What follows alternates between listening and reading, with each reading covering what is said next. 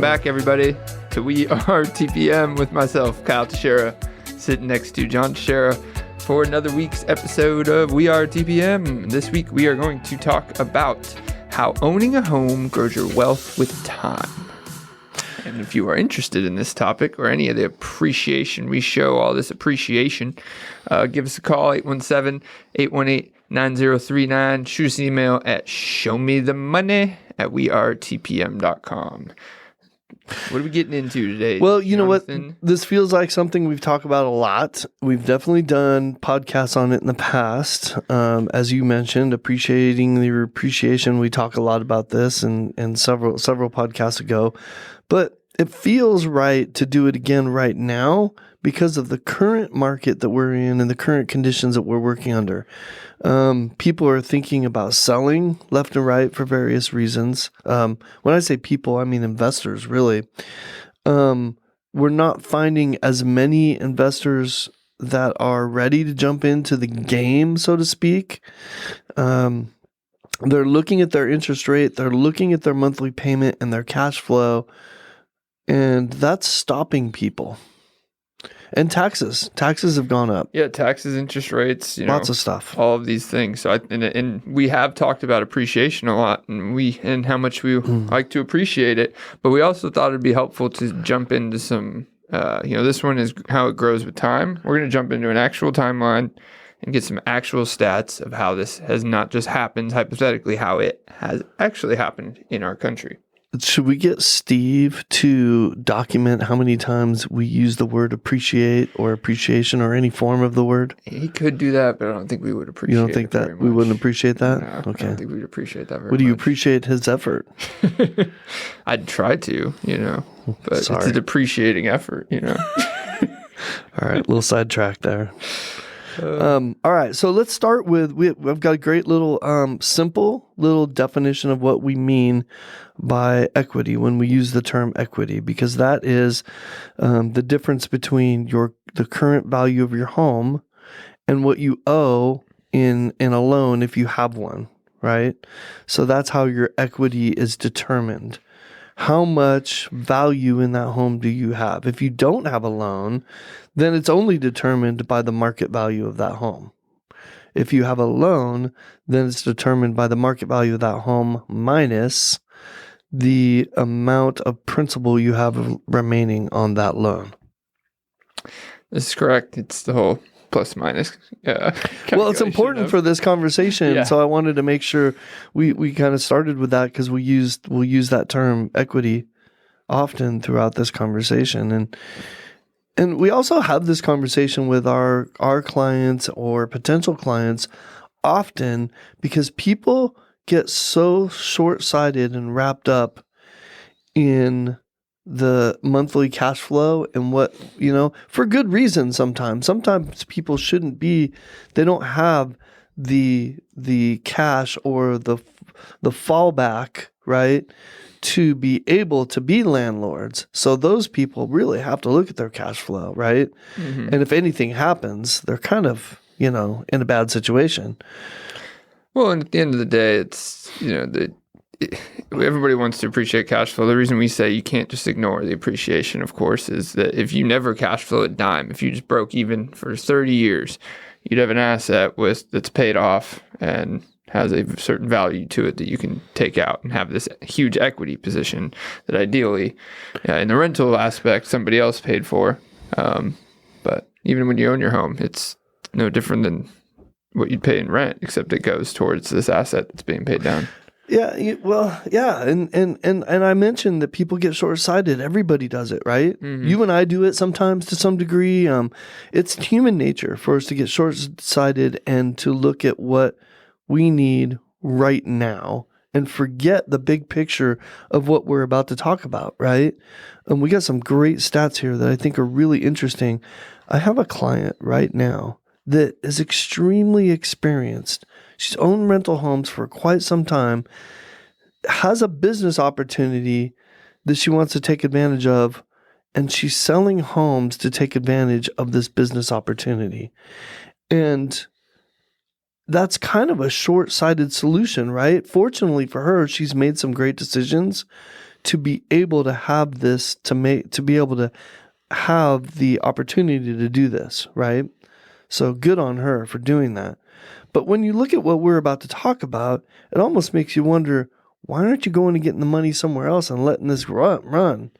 Because the nutshell of what we're about to talk about is that over the last 32 years, since 1991, over the course of the nation, and I want to dig deeper into this, there's been a 290% increase on average of in equity. What does that mean, Kyle? Over the last 32 years. What does that mean? What do you mean? Put that into perspective for us. If I bought a home in 1991, which is about when I bought my first home for $97,000. I got you. So we're talking about a price change here, and we're going to go from Q1. This data is from Q1 of 1991 to Q1 of 2023. So, for example, what's a Q? Which state? What's quarter. A Q? It's a quarter. It's a quarter. First quarter, okay. Financial quarter, of the fiscal year. No, I'm just kidding. The actual year. Which state? You want to go? Texas? I think that's a good place to start, right? No, we're here. Good. Let's do it. Let's see if you agree with this math equations. I'm just kidding. Or this one isn't even as good as Texas. I bought my first house in California for almost $100,000, probably in quarter one of. Okay, let's do that 92. then. So $100,000. You bought your house for $100,000 in Q1 of 1991. And they're saying on average, the state of California's price change in that time in home prices is 295%. Okay, 295%. So that would mean that today, that same house would be worth $395,000. I don't know how to do that math, to be honest, in my head. That's why I was counting on you to do this part. I was just giving. I'm going to get my calculator out. So here $395,000 is what that house would be worth today. If it increased 295%. I can't do that in my head. That is dumb. We did make it easy, didn't we? When you do 100,000, this math is easy. So in Texas, it is higher. So Texas is higher than California, which would come as a surprise to some people. We did a little field test here, and it came as a surprise to you. And it didn't surprise you as much, but it surprised me that the states that were the highest surprised me. Yeah. But it didn't surprise me that Texas is higher than California, I don't think. So in that time, Texas is 330%. So in this same example, this house would be worth $430,000. So I think the surprise about this, what's interesting here is that I expected California to be higher than average, and it's almost exactly at the nationwide average. Mm-hmm. The nationwide average is 290. California's at 295. Yep. I bet almost everyone would assume that California's appreciation rose at a higher rate. So this is a testament to the fluctuation in values that I talk about to people all the time about California. You might get a quick spike and a really high rise, but when it goes bad, it also really goes bad in California. Mm-hmm. Especially in different areas. And I mean, in Q1 of 91, it was probably still already expensive in California. So what was happening in 91? We were coming out of the S&L crisis. The other thing that was happening in 91, we were also coming out of a recession. The first tech bubble happened, I believe. The .com bubble, that was 2000, but the first little tech bubble I think happened in the 90s right then. But anyways, so we were kind of coming out of both of those things.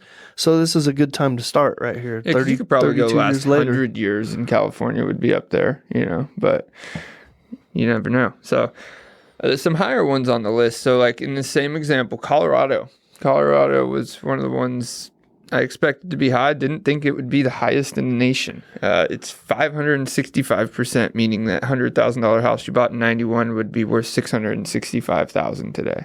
And that's on average. I'm sure there's places that, like in Denver or some of the Metroplex areas, that have gone up more than that. So you made a point earlier that I kind of poo-pooed, but I'm sitting here thinking about it right now. Poo-pooed. That's a good word. You like that word? That made you chuckle. Poo-pooed. I didn't expect that word to be used. So. You didn't expect me to turn it into a verb, did you? Now I'm waiting for the definition. So I disregarded your point earlier. Oh, okay.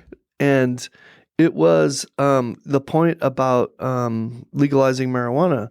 I'd be curious where this lands if it went from 91 to maybe 2018 before that happened. Like where Colorado lands and how much of an impact that had. Yeah, because I mean, this is a 32-year time period. A lot of these jumps could have, some of these jumps could have happened more drastically in certain areas. Like another one to tie on here is Florida at 427. Mm-hmm. And this is the Q1 of 2023. I'd like to see this one to 2019 and see where Florida lands. Yeah. Because Utah? Where's Utah come from? Utah's the second highest, and it's just literally less than... Utah's like the forgotten, most beautiful state in our country, and no one even thinks about it unless they're going skiing. Or they're in a certain church. Or if they're Church of Latter-day Saints, yes, of course. I mean, that's probably the reason for that. Maybe that's the reason. We're not going to say definitively any of these reasons, but I'm just looking at these. I don't think there's any reason why we can't say the Church of Latter-day Saints, is there? I mean, no, it's not all Utah is. What about Idaho? Do they have... They do have a lot of Mormons there, too, but it's not known for that. So what potatoes? I don't know, because Oregon's on here, too. What is that? Michigan? No, Montana's on here. So, I mean, I guess it's just a flood. Everyone forgot about Montana until Yellowstone. So why is it on here? Well, because Yellowstone came out before 2023, and I don't think they really forgot about it before all that. So, I mean, I'd be interested to see a pre-COVID data of this, because a lot of this could have been affected by COVID. That would be interesting. We should have done that before. Because like New York's probably is lower than average. It's at 248% over the 32 years. The lowest on here is Connecticut. So, I mean, New England as a whole isn't as much as you might expect. So let's see if we can get that data pre-legalized marijuana, and that'll take out COVID too. How's that? Well, yeah, sure. I think it's important we talk about why we're talking about this too, right? We are getting sidetracked. This is a long-term benefit to buying a house, even at high interest rates, even as these negative factors factor into your home buying decisions. It's easier to ignore the positives or not find the positives, and this is still one of them, especially still with rental property. Like, you have investors buying rental property. Some of them are like, well, as long as there's not a negative cash flow right now, I still have the time investment, towards the mortgage and all that stuff. And probably with the hope to refinance it later, but...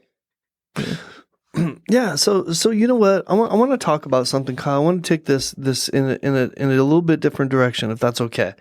And I want to talk about creative financing because this big picture that we're trying to show people, we're trying to show how it's most important that you get in the game so that you can start this 32-year appreciation cycle as quickly as possible, right?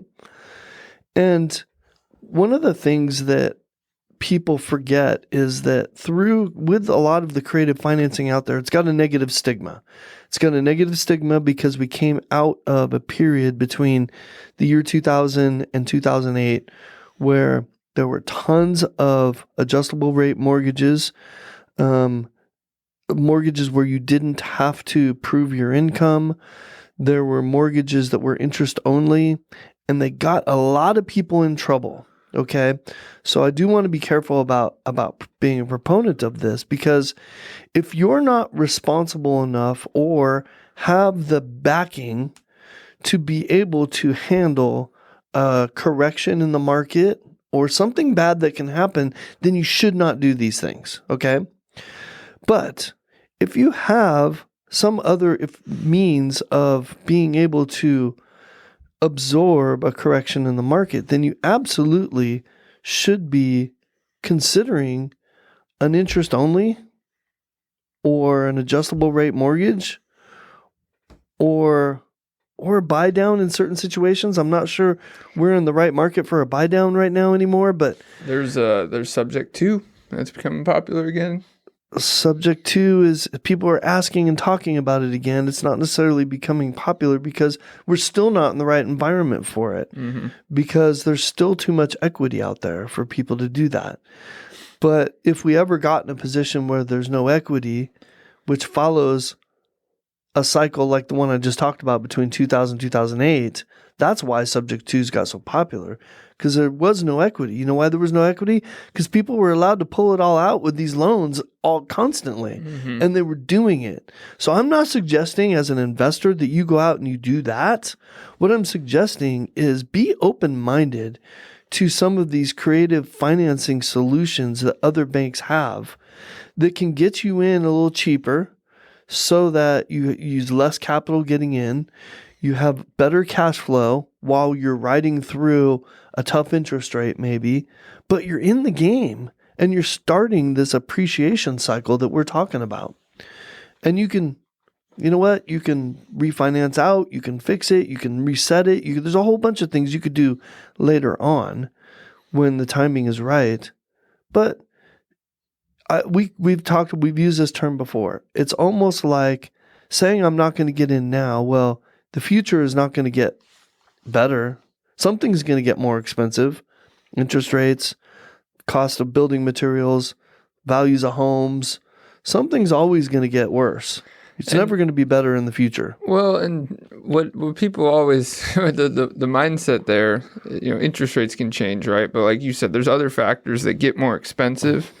And if in the time, they may go down, but what if they go up enough in the time that it takes them to go down, that by the time they go down, they're still higher than they would have been if you started now? That's a kind of a circle way of saying it. But say if in 2 years, prices on construction costs go down, right? But they go down to what they are today. Well, then why didn't you just buy today? Because that's what's more likely. Interest rates can go down, but when they do, you can refinance, right? Then you still own the property for the benefits of that. It comes into perspective too when you own the home, or when you live in the home too. Yeah, that's a factor you're not talking about in investing, but you also have the benefit of paying into something that you get the added feature of living in. So. Yep. Because otherwise, it's just an investment that you live in. So. Yep. Yeah, it's just something we hear a lot right now, isn't it? I don't want to buy right now. Interest rates are too high. It's too expensive. It's just not going to get better. And so if there's a way for you to get in, to your point, if you don't own the home you live in, find a way to do that. Lower your standards. Live in a smaller home. Well, get pre-qualified. That's the easy answer. Yeah. No, it's like anything else. You got to know what you're doing to even consider doing anything. Until you get pre-qualified, people have been surprised. I've seen people be very surprised at what they can buy, or the other way around, what they can't buy. Because we've talked about DTI, debt to income ratios, and some people let their DTI get worse than they think they do. So, yeah, definitely know so that you can get out there and do it. Because we have explained how over 32 years that the areas have definitely grown wealth through real estate. None of these are negative. None of these are less than double. The worst one on here is Connecticut at 155%. So don't buy in Connecticut. In 1991. And this is historical data, right? So even that $100,000 house in this example would be worth $255. Yeah. It's an interesting map. If you guys want, reach out to us. Kyle's going to give you an email address. This is an extremely interesting map on this percent change in home prices over the last 32 years. And it's the perspective we talk about a lot. And I feel like this map has created and painted a great picture of what we talk about all the time, where we're talking about appreciation. Investors forget. They trip over dollars to get to pennies, and they forget about the most important part of why they should be investing. Mm-hmm. And it's for this right here. This is the reason. Well, and you know, it's why real estate. This is a pretty accurate picture of why it's called a way more conservative investment, right? Because I was actually looking up while you were talking the percent change in the S&P 500. Okay, I love it. Let's do it. The same amount of time. Let's right? do it. And before I tell you the number, the reason it's higher than the number for real estate, right? Over 32 years. Over 32 years. Okay. But none of these are negative, right? This is so you think of the S&P 500 is a basket of the top 500 Think of it as a stocks. map of 50 states. Yeah, so exactly. You know, these 50 states are each a stock. Every stock in this portfolio has gone up anywhere from 155% to, 565. Well, the S&P 500 has gone up 2376. 2,376%. Holy mackerel! Are you serious? Which is, yeah. Wow. So wait a minute. We need to take all our money out of real estate and just put it in the S&P 500. Well, no, that's not what we're saying. I mean, in 91, but that's why we could get into the diversification aspect of it, right? But if you, all 500 of those stocks in the S&P in 91, yeah, I guarantee that there's a handful that still even exists today, right? So that's where the index is way different. It changes. Things come in and out of it as they are at the top or at the bottom, right? Like in 91, I'm sure Blockbuster was in there. Enron was probably in there. There's a lot that were in there that are not in there today. So like Yahoo, right? Good old Yahoo. So I mean, yeah, Dell. not saying Is that Dell still around? That S&P investment over a long time horizon isn't pretty conservative. It is, but this is where real estate shows to be conservative because it's doesn't necessarily change. So, and we're looking at states. We could probably get to 500 by looking at counties or something like that, but they pretty much go up over time. Over a 32-year period, you'll find no negatives. Yeah, and you do have, the benefit of cash flow eventually. So if you don't have it now, if you bought something right now and there's no cash flow, that will cash flow, in a few years, right? In 2, 3, 4, 5 years, however long it takes for the market to catch up to your numbers or you have to refinance, you'll cash flow eventually. Mm-hmm.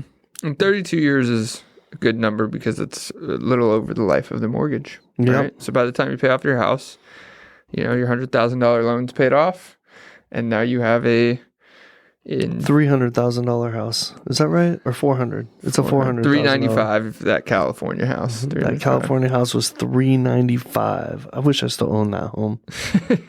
Well, we could get more specific because yours was in LA County, which I'd argue probably went up more than this percentage for the whole state. Well, I don't know. I think Northern California probably drags all this up, actually. Yeah.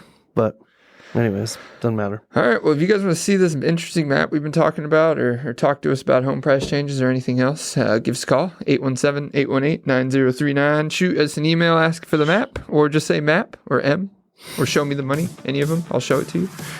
Show me the money at wearetpm.com. And thank y'all for tuning in. We are out. Later.